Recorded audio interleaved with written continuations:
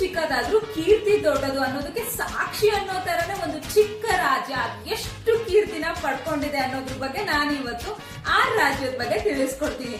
ಎಲ್ರು ಯೋಚನೆ ಮಾಡ್ತಿದ್ದೀರಾ ಯಾವ ರಾಜ್ಯ ಅಂತ? ಅದು ನಮ್ಮ ಗೋವಾ. ಕೇವಲ 3702 ಚದರ ಕಿಲೋಮೀಟರ್ ವಿಸ್ತೀರ್ಣ ಹೊಂದಿರತಕ್ಕಂಥ ಗೋವಾದ ಬಗ್ಗೆ ನಿಮಗೆ ತಿಳಿದೇ ಇಲ್ದಿರ್ತಕ್ಕಂಥ ಒಂದಷ್ಟು ಅಂಶಗಳನ್ನ ನಾನು ಇವತ್ತು ತಿಳಿಸ್ಕೊಡ್ತೀನಿ. ಅತಿ ಚಿಕ್ಕ ರಾಜ್ಯ ಆದ್ರೂ ಕೂಡ ಇದರ ವಿಸ್ತೀರ್ಣದ 20% ಹಸಿರು ಸಿರಿನೇ ವೈಭೋಗಿಸ್ತಿದೆ. ಗೋವಾ ಅಂದ್ರೇನೆ ಬೀಚ್, ಹಾಗಾಗಿ ಗೋವಾ ಕ್ಯಾಪಿಟಲ್ ಆಫ್ ಬೀಚ್ ಅಂತಾನೆ ಫೇಮಸ್ ಆಗಿದೆ. ಏಷ್ಯಾದಲ್ಲೇ ಅತಿ ದೊಡ್ಡ ತೇಲುವ ಬಿಗ್ ಡ್ಯಾಡಿ ಕ್ಯಾಸಿನೋ ಗೋವಾದಲ್ಲಿ ನಾವು ಕಾಣಬಹುದು.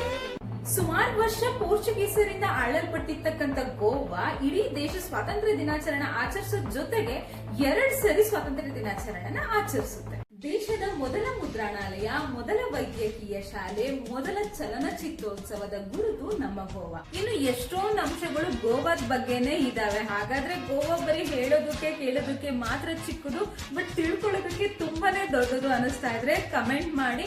ಜೊತೆಯಲ್ಲಿ ನಾವು ನೆಕ್ಸ್ಟ್ ವಿಡಿಯೋ ಯಾವ ರಾಜ್ಯದ ವಿಷಯದ ಬಗ್ಗೆ ಹೇಳ್ಬೇಕು ಅನ್ನೋದನ್ನು ಸಹ ತಿಳಿಸ್ಕೊಡಿ.